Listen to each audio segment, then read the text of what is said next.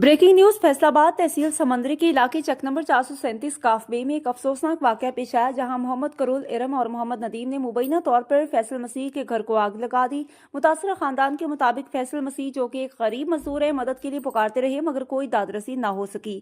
वाकये के दौरान मुलजमान ने ईंटों रोडों से हमला करके फैसल मसीह के बेटों को भी जख्मी कर दिया। उन्होंने संगीन धमकियां दी। मुलजमान की जानिब से दबाव डाला जा रहा है कि केस में सुलह की जाए, बसूरत दीगर संगीन नताइज भुगतने की धमकी दी गई है। इधर IUDHR अमेरिका के CEO डॉक्टर बाबर जार्ज भट्टी ने वाकये का सख्त नोटिस लेते हुए आला हुकाम से फौरी कार्रवाई का मुतालबा किया है। उन्होंने कहा कि मुलजिमान को जल्द अज जल्द गिरफ्तार करके कानून के कटहरे में लाया जाए। उन्होंने फैसलाबाद में IUDHR की टीम को हिदायत जारी की है कि इस केस की मुकम्मल पैरवी की जाए। डॉक्टर बाबर जार्ज भट्टी का कहना था कि मुश्किल की इस कड़ी में वो मुतासरा गरीब मजदूर खानदान के साथ खड़े हैं और किसी को भी कानून हाथ में लेने की इजाजत नहीं दी जाएगी।